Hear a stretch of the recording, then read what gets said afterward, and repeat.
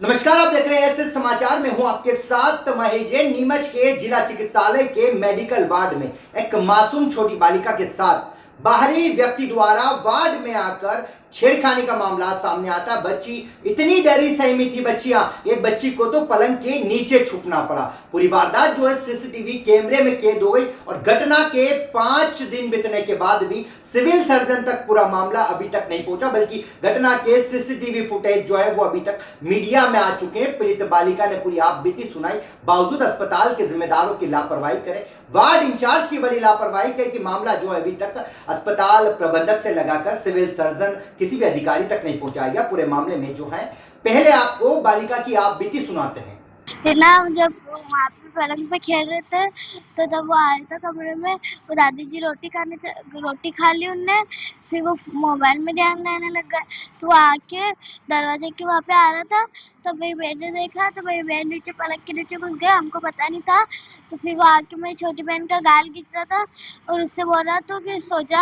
और मैं से ऐसे बोला कि कैसे बोला कि तुझे नींद ना आए ना तो मैं नीचे आ जाना, मैं वहीं पे रहूंगा। और फिर मेरे हाथ पे भी काटा, यहाँ पे, और मेरे बहुत सूजन आ रही हाथ पे।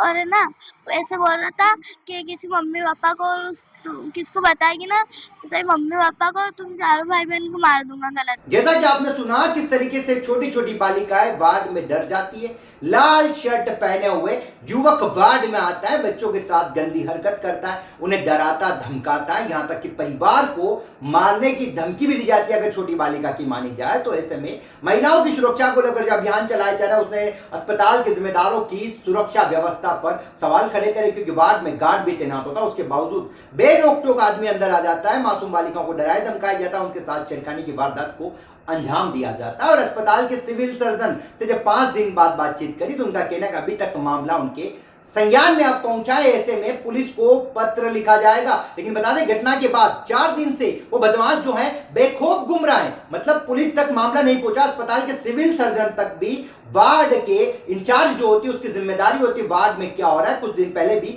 मेडिकल स्टाफ पर लापरवाही के आरोप लगे थे कि ईसीजी जो है वो बेड पर नहीं की जाती है, साथ साथ बोतल लेकर खुद मरीज जो है वो अपनी मेडिसिन लेने जाता है, इसको लेकर लापरवाही की तस्वीर आई थी और इसी को लेकर इंचार्ज को नियुक्त किया जाता है ताकि इंचार्ज जो है वो सारी व्यवस्थाओं को बेहतर तरीके से देखे। लापरवाही होती है तो वरिष्ठ अधिकारियों को बताए, लेकिन इस मामले को लेकर इंचार्ज रश्मि सागर से जब बातचीत करी तो उनका कहना है कि मीडिया सवाल पूछने वाली कौन होती है और साथ साथ वरिष्ठ को बताया गया, लेकिन किसको बताया इस पर खामोशी है। और साथ ही इसको लेकर जब सिविल सर्जन जो है महेंद्र पाटिल से बात की, उनका कहना है कि मामला उनके संज्ञान में आज पहुंचा, अभी तक किसी के द्वारा उनको बताया नहीं गया था। पूरे मामले में पुलिस को पत्र लिखने की बात कही। चलिए सुनते हैं पहले डॉक्टर महेंद्र पाटिल का अस्पताल के इस नजारे को लेकर, जो घटना सामने आई है शर्मनाक, उसको लेकर क्या कुछ कहना है। नहीं, मेरे संज्ञान में अभी तक नहीं आया था, अभी ये आया है। तो वैसे तो हमारे अस्पताल ने सीसीटीवी फुटेज का कवरेज है पूरे अस्पताल में, जगह जगह पे लाइट लगे हुए हैं, गार्ड भी हैं, तो सुरक्षा का पूरा इंतजाम हमने कर रखा है।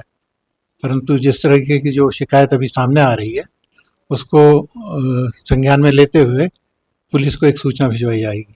सर, इस तरीके से बाहरी आदमी का आना और जो कृत्य है इसमें क्या अलग अलग कैमरे भी खंगे, शिकायत आपके पास पहुंची या नहीं पहुंची? शिकायत मेरे पास में आज ही आई है, तो मैं उस पर संज्ञान लेकर के आगे की कार्यवाही तो पुलिस को पत्र लिखूंगा।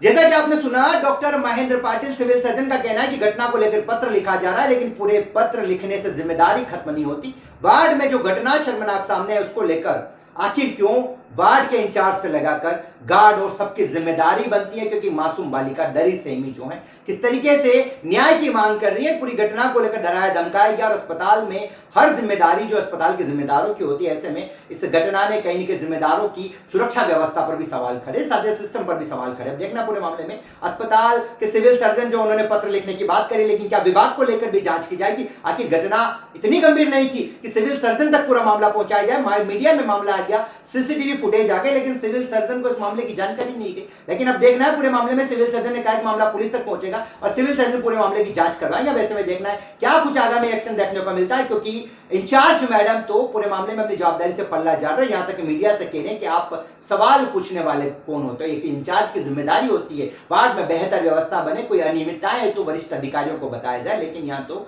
इंचार्ज जो है वो लगातार देखा जा रहा है कि कहीं ना कहीं वार्ड की व्यवस्थाओं को लेकर शायद मैडम को कोई मतलब नहीं। अब देखना पूरे मामले में सिविल सर्जन का क्या एक्शन होता है और जिस तरीके से जो वारदात को अंजाम देगा बदमाश का पुलिस की गिरफ्त में होता है।